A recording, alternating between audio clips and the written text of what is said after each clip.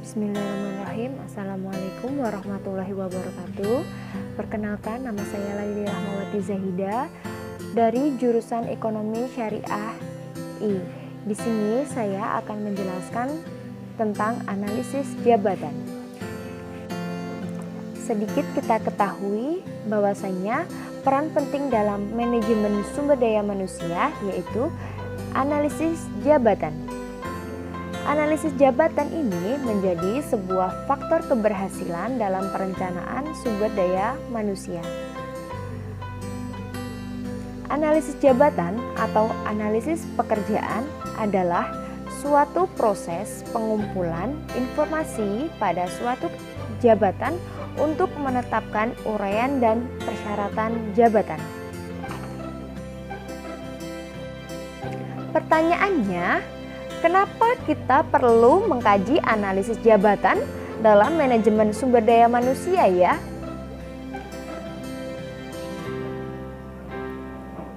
Analisis jabatan sangat menentukan dalam rangkaian manajemen sumber daya manusia, seperti panduan dalam melakukan perencanaan tenaga kerja, rekrutmen dan seleksi, pelatihan, manajemen kinerja pengupahan, talent management, serta keselamatan dan kesehatan kerja atau K3.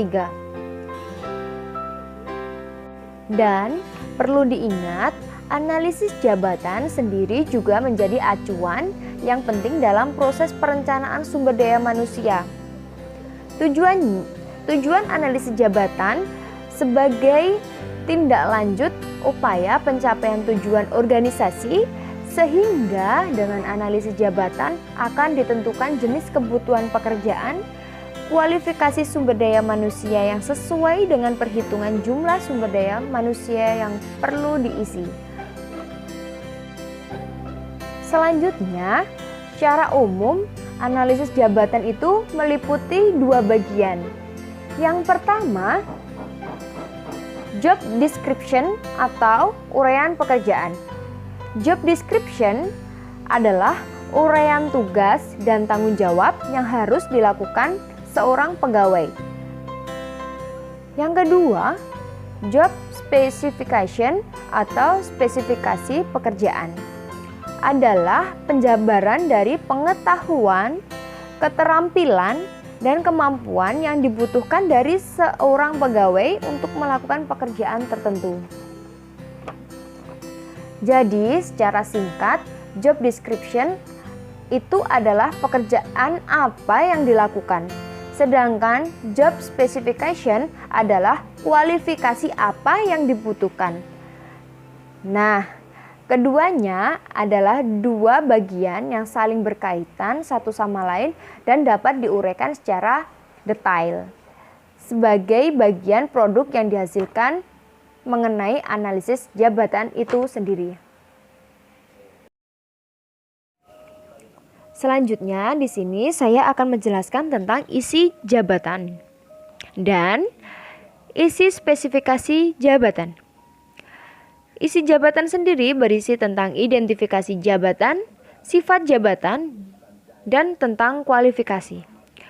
Pertama, identifikasi jabatan itu terdiri dari nama jabatan padanan, kode jabatan.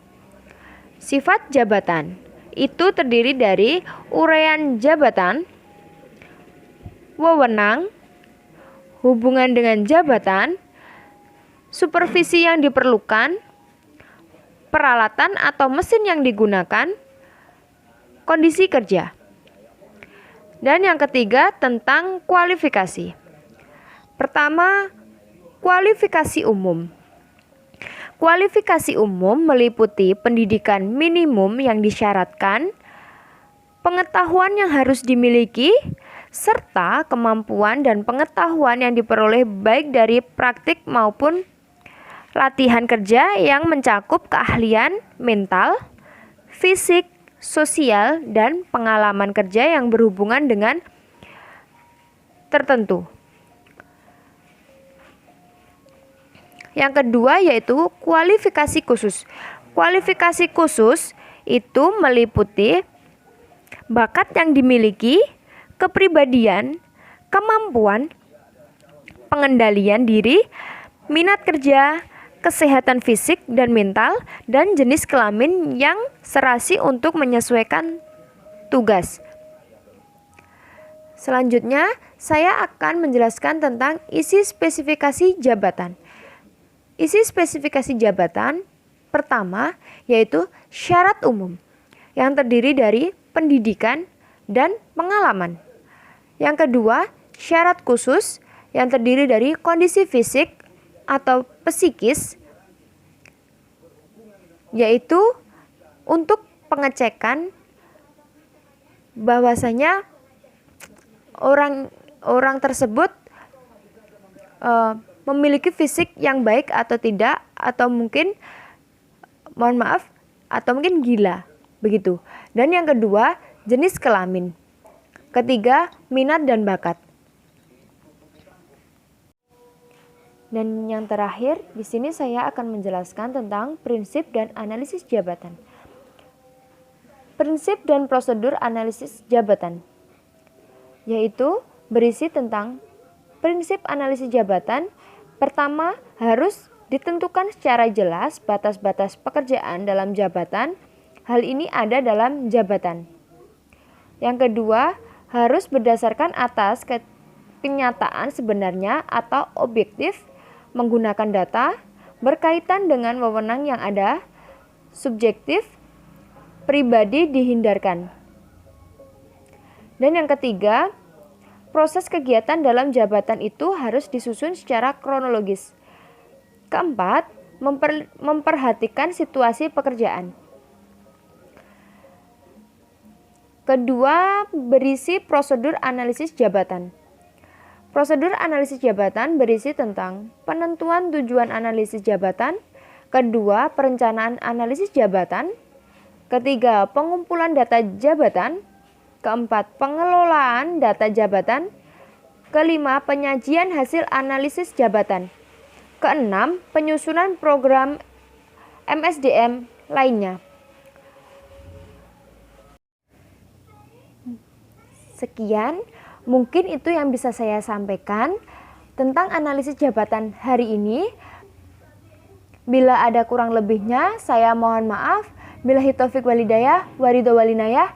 Wassalamualaikum warahmatullahi wabarakatuh.